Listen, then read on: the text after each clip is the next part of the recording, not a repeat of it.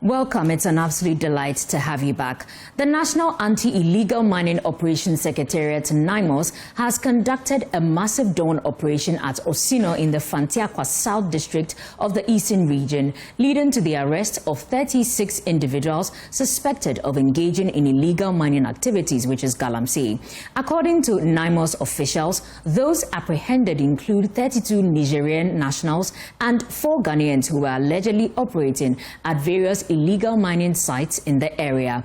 Equipment used for the illegal mining activity were also seized during the exercise. The Secretariat noted that the operation followed weeks of surveillance and intelligence gathering on the activities of foreign nationals engaged in illegal mining in parts of the Eastern Region. The arrested individuals are expected to be handed over to the appropriate authorities for screening, prosecution, and possible repatriation where necessary. The operation carried out today forms part of intensified efforts by the government to clamp down on illegal mining, which continues to threaten Ghana's water bodies and environment.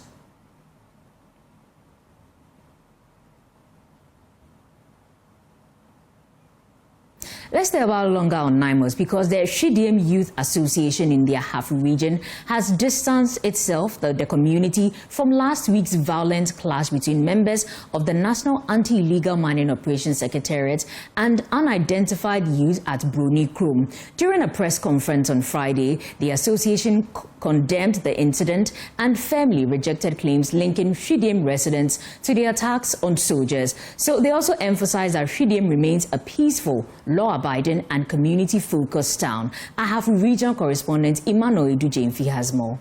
Last week's confrontation erupted when a NIMOS patrol team reportedly intercepted illegal miners operating near Bruni Krum along the Goso-Atinsha Highway. Arrests were made, but the situation turned tense when some unidentified youth allegedly tried to retrieve seized items, including vehicles, mobile phones, and guns.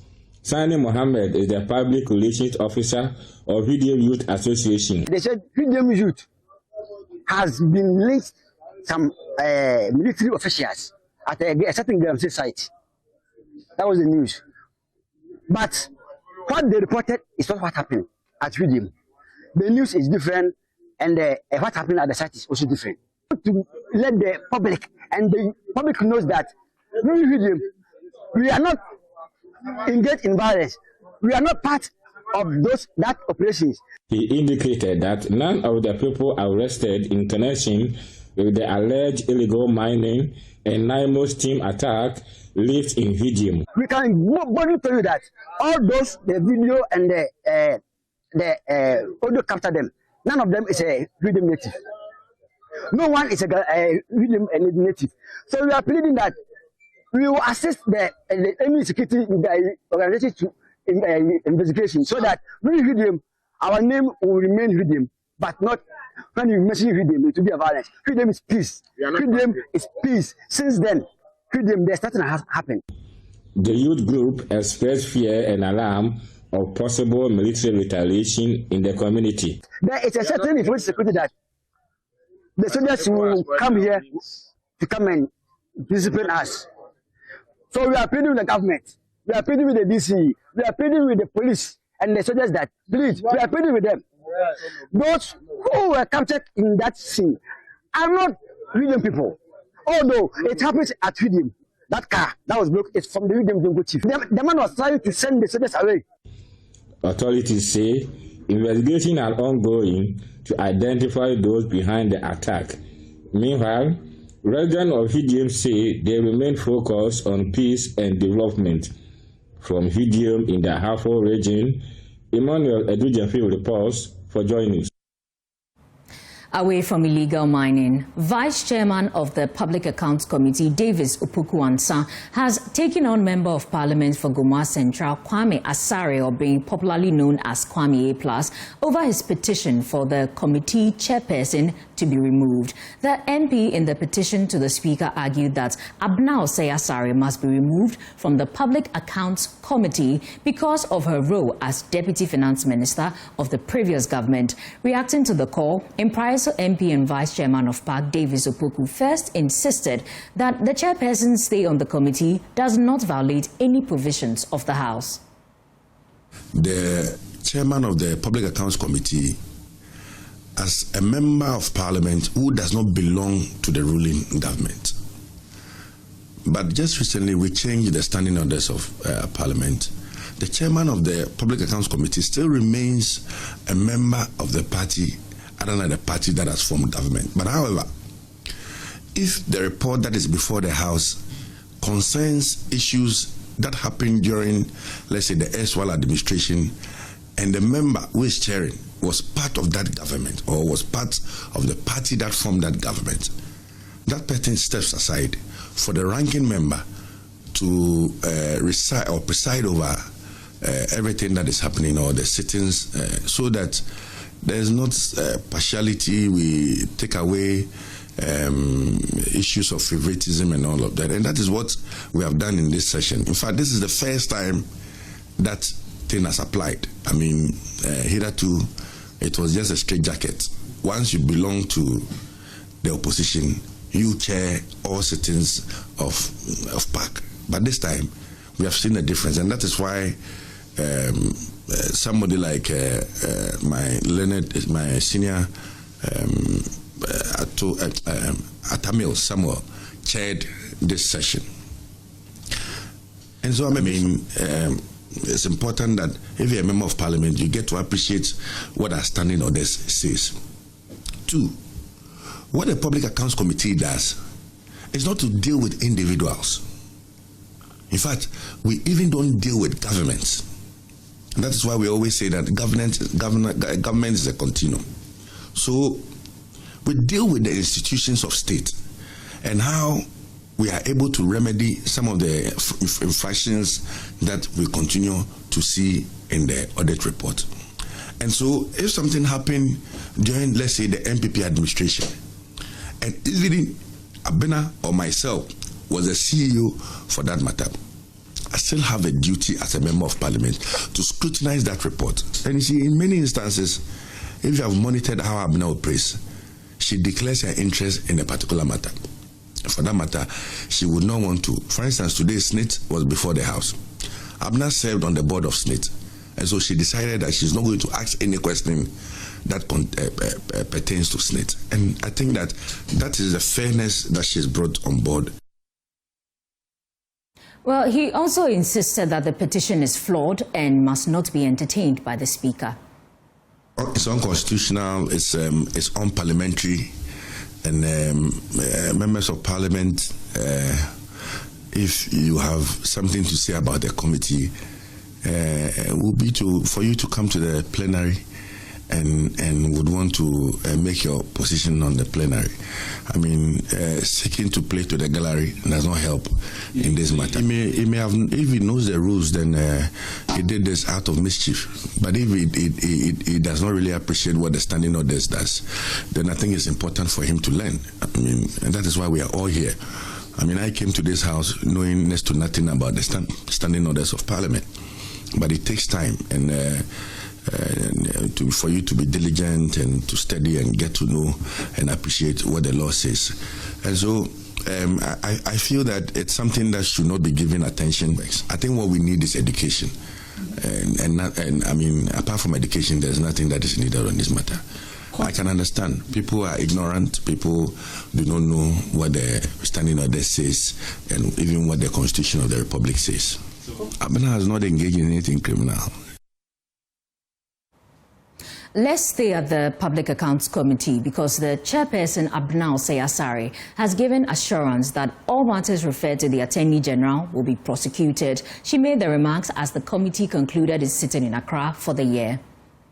And as I speak to you now, I can confidently say that we have made 3 referrals officially to the Attorney General. We are going to put that in our reports, and we know that we're going to send it to the floor of Parliament, and Parliament is going to confirm these recommendations. And we're working with the AGs to make sure he also does the needful, as we all try as much as possible to help.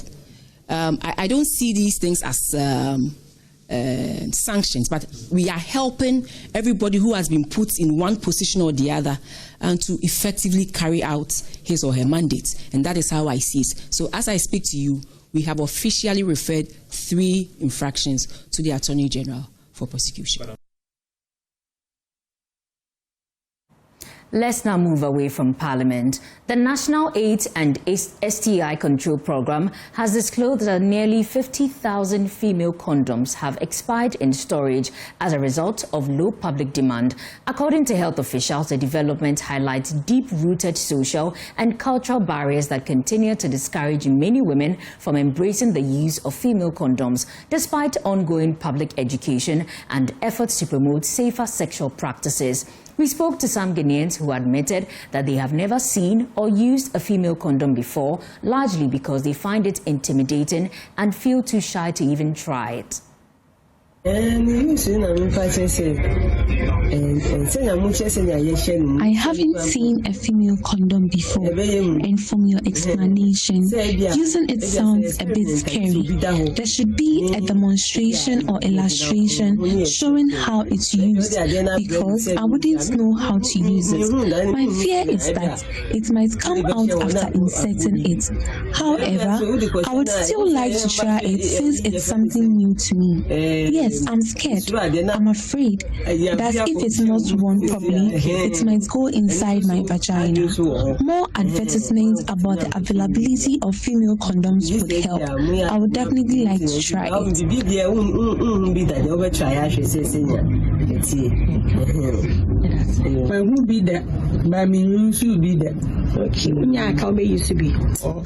I have seen a female condom before, but I have never used one. I feel too shy to go to the pharmacy to buy it.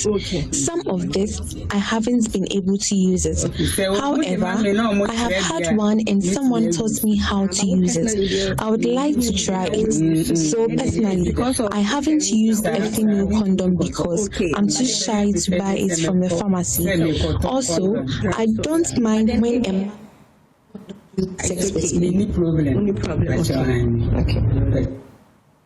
That's some interesting but worrying development there. But moving on, the Ghana Boundary Commission has commissioned a 3-unit classroom block with a 6-unit toilet facility and a borehole at Newtown in the Jomoro municipality of the Western region. The project, valued at 1.8 million Ghana cedis, was funded by the Ghana National Petroleum Corporation (GNPC) and constructed by the 48th Engineer Regiment of the Ghana Armed Forces. The project was necessitated by a human security needs assessment conducted by the Commission in 2024, out of which the school was prioritized by the Community and Municipal Assembly from a tall list of infrastructure needs. Well, Newtown is Ghana's last border community to the west. International Boundary Pillar 55, which is the last pillar, shows the end of the international land boundary between Ghana and Côte d'Ivoire and the starting point of the international maritime boundary between the two countries. Here's Commissioner General of the Ghana Boundary Commission, Brigadier General Anthony Ntem. The ceremony reaffirms our collective commitment to human security, inclusive development, and the well-being of our border communities. It is for this reason that the Ghana Boundary Commission has sought to move beyond its traditional technical functions to embrace development-oriented interventions. I also wish to thank the staff of the Jomoro Municipal Assembly. Your leadership and support have been vital in ensuring that this facility addresses the needs of the community and aligns with local education priorities. Distinguished chiefs, elders, teachers, parents of Newtown, this school belongs to you. It is an investment in your children's future. It is a reminder that even at the peripheries of our nation, the governments and national institutions such as the Ghana Boundary Commission and the GNPC have not forgotten you. I urge you to take ownership of this facility, protect it, and use it for the purpose for which it has been built. Patience Latte, who represented the CEO of GNPC, said the project will provide a conducive learning environment for the students. Money is not merely about a new building. It is a symbol of progress, partnership, and hope. It is also a demonstration of a collective commitment between GNPC and the Ghana Boundary Commission. Our hope is that these projects, the 3-unit classroom block, will provide a safe, conducive, and modern learning environment for our children.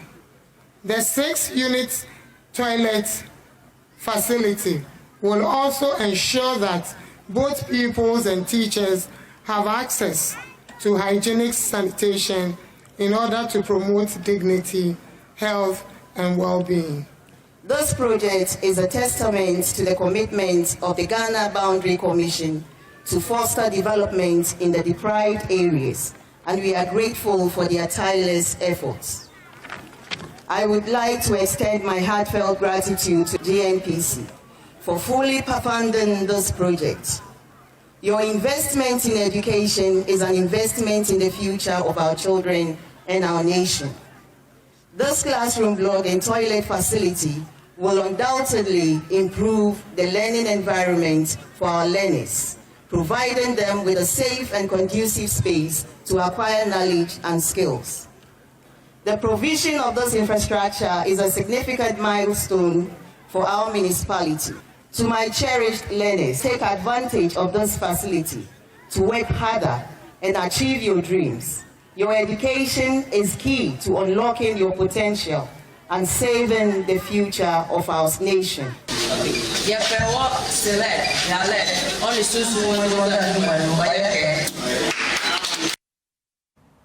Now let's talk about mental health. The acting chief executive officer of the Mental Health Authority, Dr. Eugene Dodoi, has revealed that 95% of Ghanaians living with mental health disorders do not receive health care due to shortage of psychiatric personnel. According to him, the psychiatric field is not considered lucrative, and the stigma associated with it discourages many from pursuing careers in mental health. He also noted that this has created a significant treatment gap for people living with mental illness. Speaking during a stakeholder engagement on the outcomes of the post-4th high-level meeting on non-communicable diseases and mental health commitments in Accra, Dr. Dodori indicated that the inadequate number of psychiatric workers in the country has left over 95% of people with mental health disorders untreated.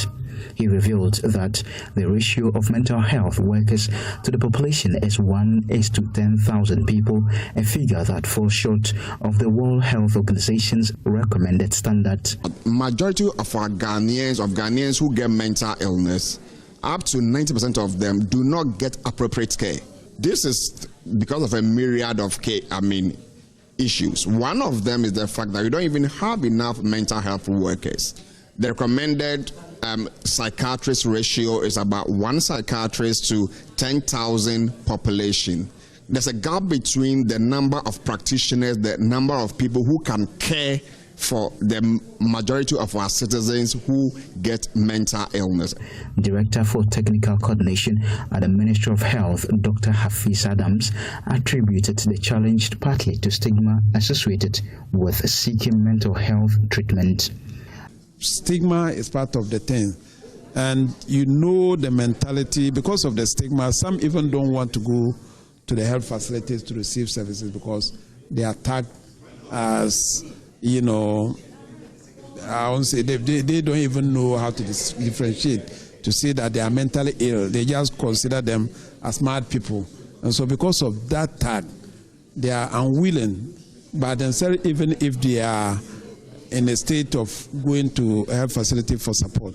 National Coordinator of the Non-Communicable Disease Alliance, Labram Musa, blamed the rising cases of mental health disorders among Ghanaian youth on drug abuse, alcoholism, and gambling. The Ministry of Finance should look at the impact that alcohol has on young people, the impact that alcohol has on even sports people.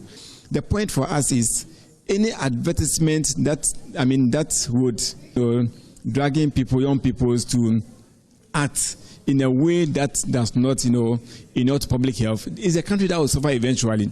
Because no matter what happens, if you consume those products, you definitely will get one NCD or the other. You get mental health problems.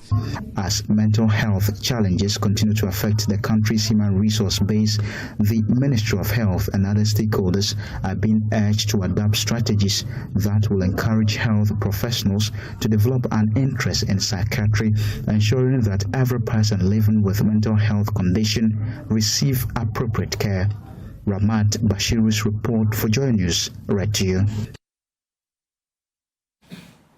The Director General of the Ghana Prison Service, Patience Bafuboni, has stated that the service's 360 Degrees initiative aims to boost internal revenue and become a key contributor to the national food basket. She also highlighted that with support from the Ministry of Food and Agriculture, thousands of farmland will be cultivated to support the government's Feed Ghana project, ensuring both food sufficiency and contribution to the country's food supply. Patience Bafuboni made these remarks during an official working visit to the Upper West region. JoyNews' Upper West regional correspondent Rafiq Salam reports from Wa. The Ghana Prison Service launched its flagship initiative, Think 360 Degrees, aimed at transforming the service through rebranding, modernization, administration, and security, with the objective of improving the welfare of both officers and inmates. The focus of the Think 360 Degrees initiative includes enhancing prison agriculture, implementing waste management solutions, building partnership to support rehabilitation, economic growth, and reintegration into society. Addressing personnel of the service in Wa, Director General of the Ghana Prison Service, Patience Bafuboni Esquire, took time to throw further light on the initiative, which he said will better the lives of personnel. We are doing the 1,000 acres and a minimum of 500 per OIC. So you are going to see real expansion in even the appointments.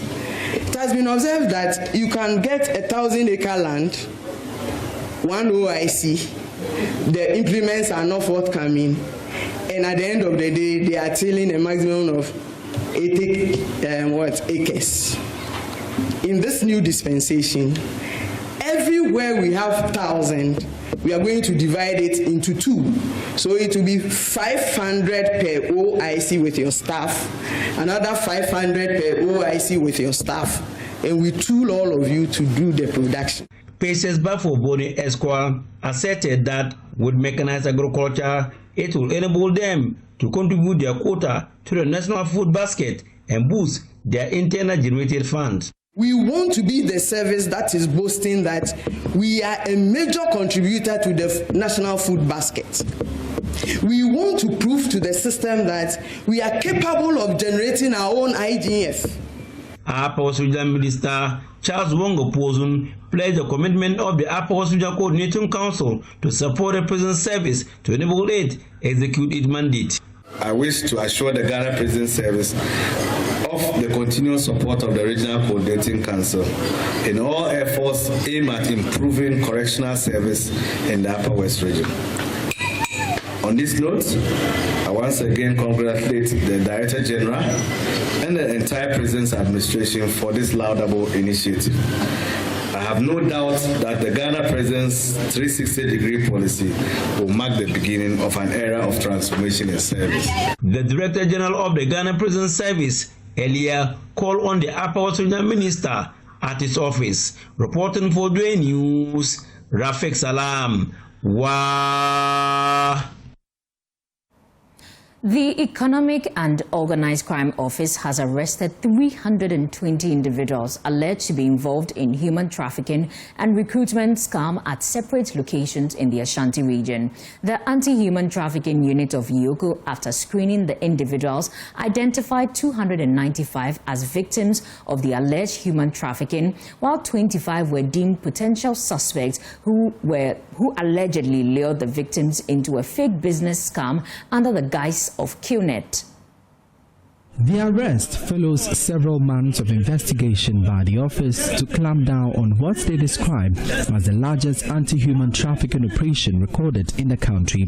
It comes barely 2 weeks after a similar raid was made in Kaswa, where over 26 persons were apprehended. The victims were brought from various parts of the country by their recruiters under the pretext of job, educational and travel opportunities while posing as officers of QNet. They were camped at separate locations in Kenyasi in the Kwabre East Municipality and Boho in the Efija Kwabre South District, both in the Ashanti region. Head of Anti-Human Trafficking Unit at Yoko, Staff Officer Dominic Mensah, says shelter is being prepared for the victims as arrangements are being made to reintegrate them with their families. Yeah, so basically they were engaging in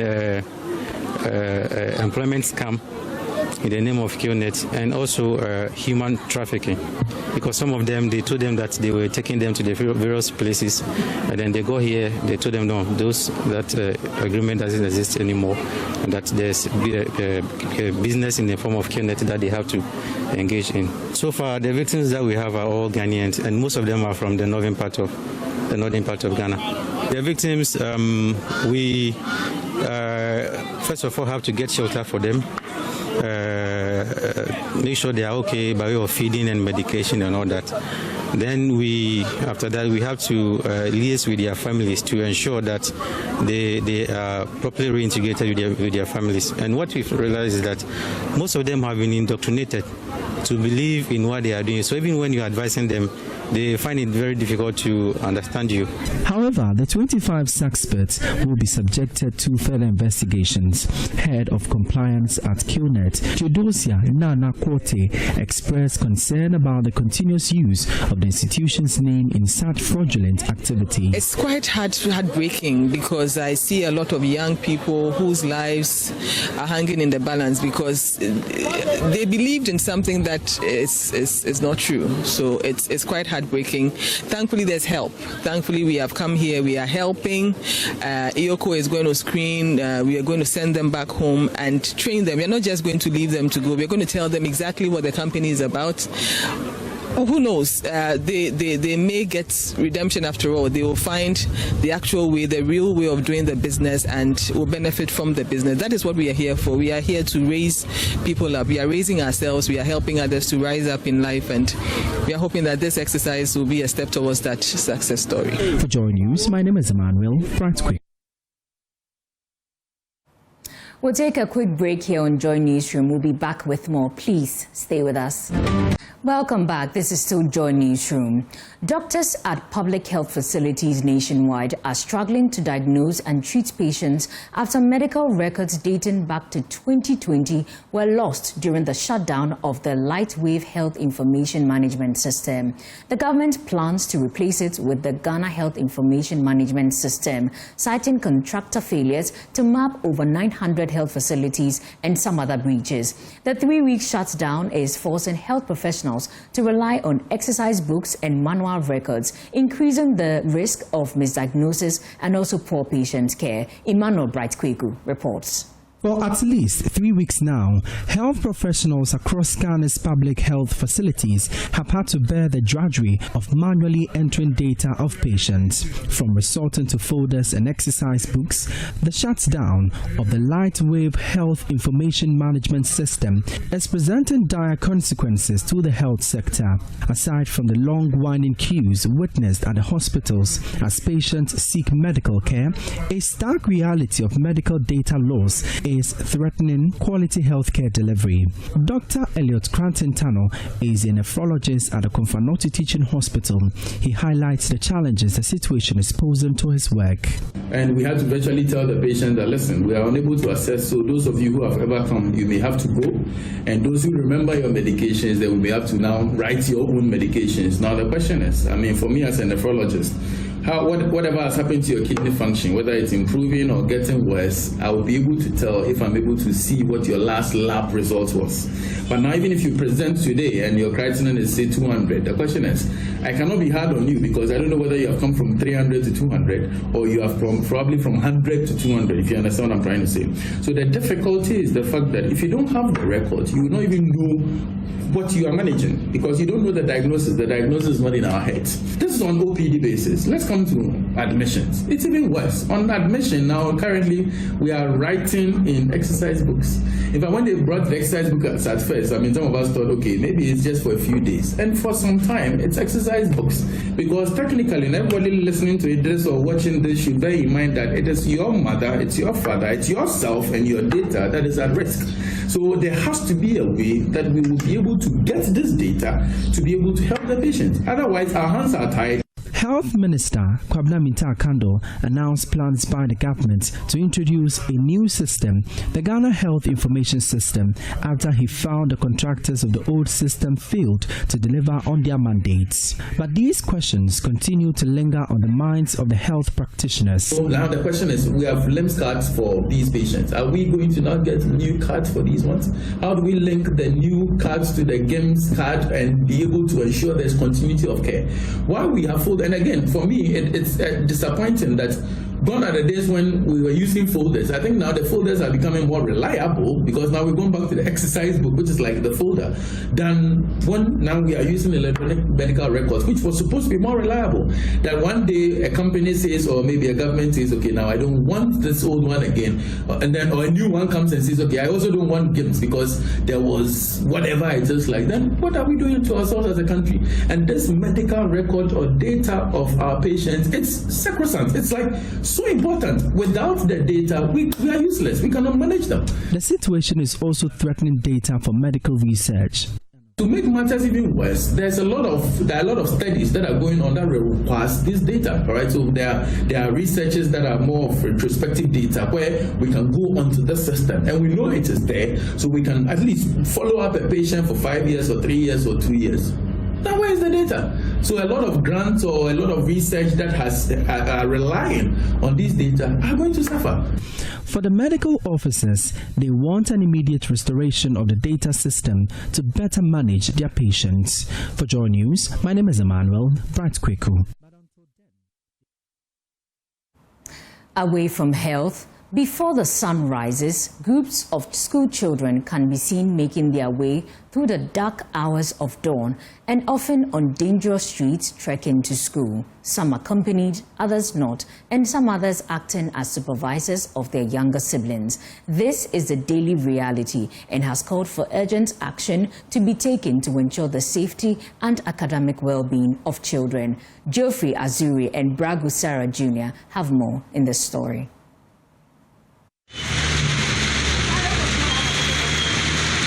For close to a month now, we've been observing these school children and others walking to school at this time of the day, 5 a.m. Sometimes we see some of them even before 5 a.m. Some accompanied, others not, some looking wary, others playful. The question is, what would cause them to be out so early for school, which barely opens at dawn? When they go and there are no teachers, they come and even I can never come from my kids without the parents and the parents, but it's not without any teacher. Some of these school children are often without adult supervision. They navigate traffic, the cold weather, and poorly lit streets, all on their own and at the mercy of other adults on the streets who offer to help. This made us find parents who are forced to train their children this way. And here's the explanation. I'm a businesswoman and I send my children to school early because I have to start work early to provide for my family. My income pays our rent, bills, and school fees, so the teachers sometimes keep my children or take them home until I arrive. I wake up at 5 a.m. every day to get my 2 children ready for school. It's not easy, but I have to because traffic is always heavy and our house is far from the school. If we don't leave early, they will be late or stuck on the road. I often worry about their safety since it's still dark and the streets are crowded, but I don't have much choice. To be out at 5 a.m. means the children woke up from bed much earlier.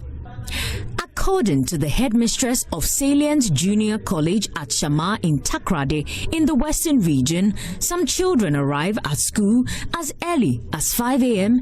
and remain on campus until about or after 6 p.m. A situation she finds worrying. We do have kids who come and here, and then others are being dropped at the gates, at the school gates by their parents. Okay. But we come to meet them as early as 5:30, 6 o'clock. Countering this as an issue of traveling. We have kids who live here around 6 o'clock. When we question them, their explanation was their parents are career women and others are market women. Madam Portia Ebela Kuboy further expressed concern about how some parents have completely left the care of their children in the hands of the school, warning the consequences can be dire. On the part of the kids, we have the social consequences. There's attachment issues. Because the parents are not getting enough time for them, as they drop them at school around 5 o'clock, 5:30. And then they leave here 5 o'clock to 6. It's like they don't get that enough time with the parents. So when they come to school, they stay groups to one teacher, making the teaching as a job difficult for the teacher. The OT Regional Director of Social Welfare, Innocent Agbolosu, expressed similar concern. Putting the children into this kind of situation will affect them greatly, and eventually it will even affect their output in school. Health-wise, it's dangerous. It's not even healthy for we adults. How much more parents? Yes, my suggestion would be for parents to prioritize the need of their children over whatever business that they are doing. They have to prioritize the need of their children. The welfare of the children is very important. So they need to balance it. If at least they can go to the market later, while the child is going to school, that will be fine. But when you leave the child at school at 5 a.m. and the child goes to school, and the child doesn't have the peace of mind to study, and you have gone to the market to make money, who are you making the money for? So I will advise them to prioritize the need of their children. If not, they will suffer at the end, they will not get anything out of these children. And the children will also even end up blaming them for their future predicament and all of that. Geoffrey Azure and Brago Sarah Jr.'s report read to you. Students have been urged to exhibit a compassion and loving attitude towards the vulnerable and disadvantaged as the festive season approaches. In line with this, the St. Paul's Lutheran School at Kanda gathered from students basic items for the Mampong Demonstration School for the Deaf as part of their yearly Be a Blessing program. The students from the demonstration school tell JoyNews the gesture makes them feel very special. They spoke to JoyNews in this report. It was a cheerful and emotional atmosphere at the St. Paul's Lutheran School as pupils and teachers with smiles on the faces of students and staff of the Mampong Demonstration School for the Deaf. This annual gesture, according to the school, is to ensure the vulnerable do not feel left out or lack basic amenities, especially as the festive season approaches. Be a blessing. It was a cheerful and emotional atmosphere at the St. Paul's Lutheran School as pupils and teachers with smiles on the faces of students and staff of the Mampong Demonstration School for the Deaf. Last year we did it for a school for the blind. This year by God's will we want to do it with the school for the deaf. They're coming from a Kropon. So we've raised money and we've bought items to give to them to be used. The students shared their excitement about the opportunity to be a blessing to the less privileged and also install in them a sense of care and giving. They should be blessings. It's not easy for people who are less privileged. We have a good life and it is good to give. As it says in Acts chapter 20 verse 35, it is blessed to give than to receive. We thank St. Paul's Lutheran for bringing up this program, and they have inspired us to give out more when we grow up. Aside the toiletries and food supplies, the received teachers from the demonstration school were awfully excited to receive polytanks to address their water supply issues. We say a very big thank you to all the students of the school. First, they are children.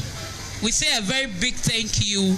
May the good Lord bless them wherever the money to give to us, to give to their teachers, listen to their teachers and their management members, and extended their hands to us. We say God bless them. Perhaps the most interesting part was when the students who have learned the sign language shared and communicated their skills with the Mampon Demonstration School of Deaf.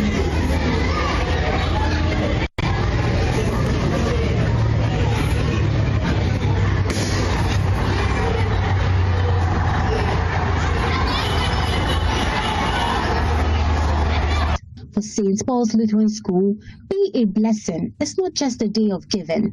It's a lesson in compassion, kindness, and humanity that continues to inspire both givers and receive. Michael Pencil and Ruth Duno's report read to you. Let me share some exciting news with you. Mfantipim School has etched its name in gold once again. The Butcher Boys have successfully defended their crown, triumphing over city rival St. Augustine's College to win the 2025 National Science and Maths Quiz. Their stunning victory marks back-to-back championships and secures their fourth national title, celebrated before a jubilant crowd at the University of Cape Coast. There's more in the following report.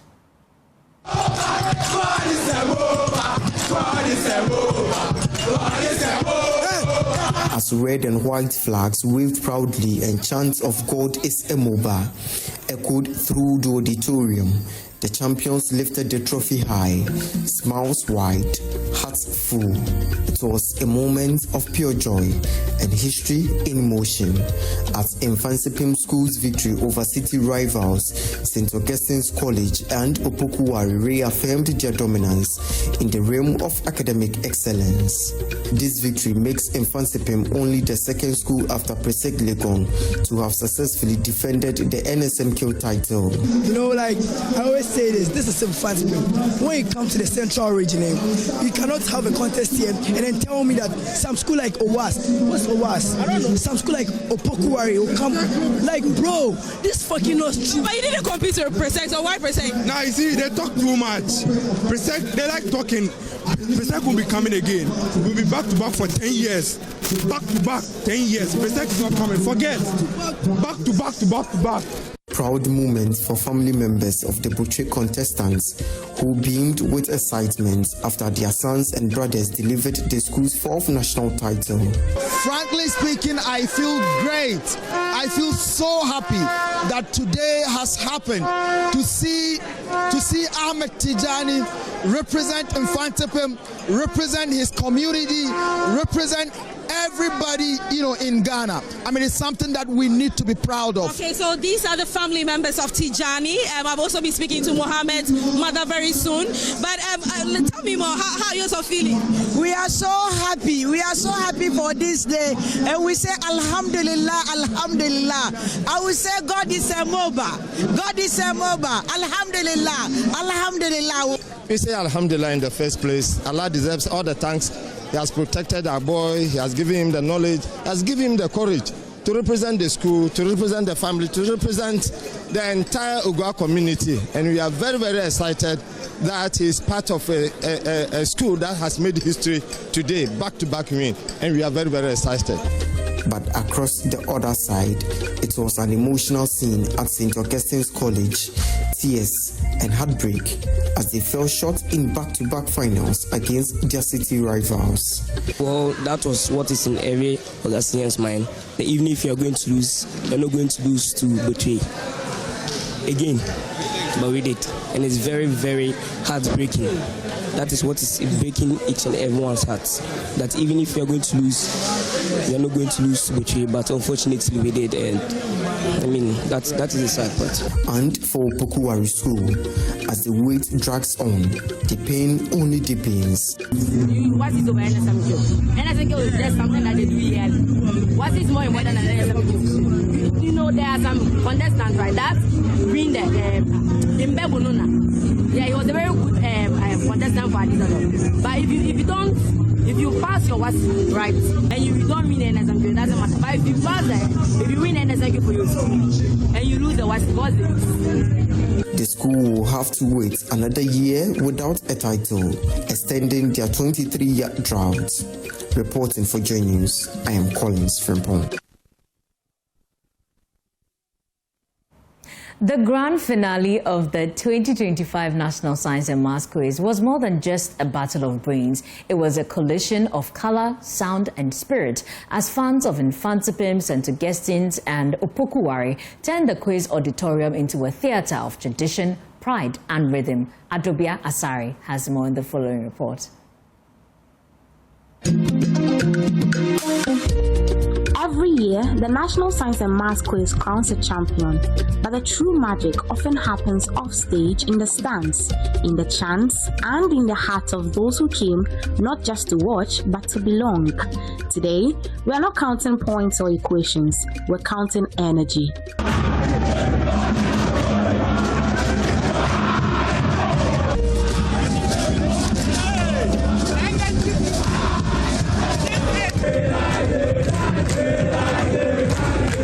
They came in droves, sons and daughters of tradition, the best of Ghana's second cycle schools converging in one place, Infantsipim, St. Augustine's and Opokuwari, three heavyweights with legacies older than most of the contestants themselves.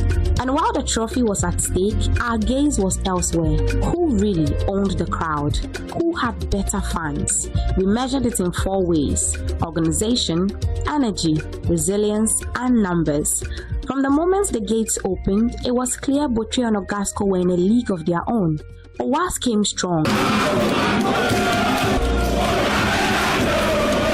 St. Augustine's College has 17 points.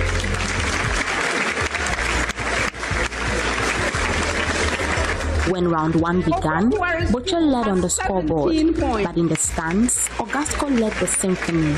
Their chants rose like a wave, thundering through the great hall. For a moment, you think it was their team leading.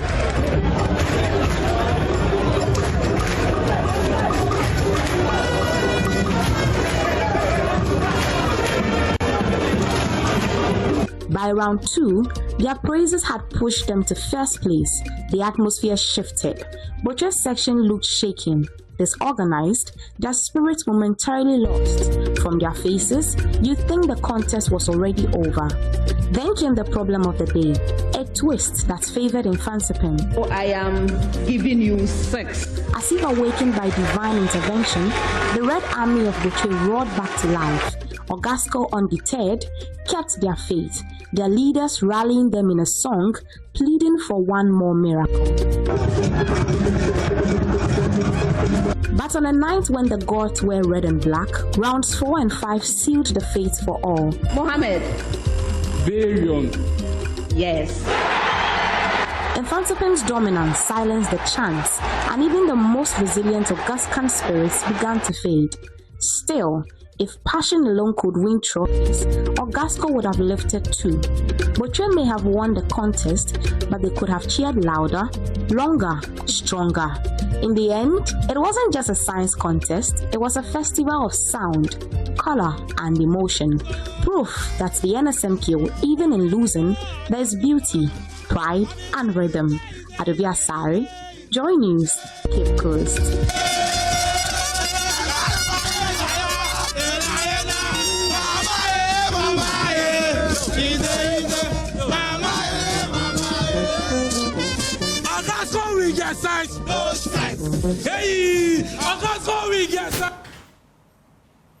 Big congratulations once again to the Kotokraba boys in Fantipim School on winning 2025 National Science and Maths Quiz. That's it for Joy Newsroom. My name is Denise Apomaije. If you want more news, please log on to myjoyonline.com. Have a lovely afternoon.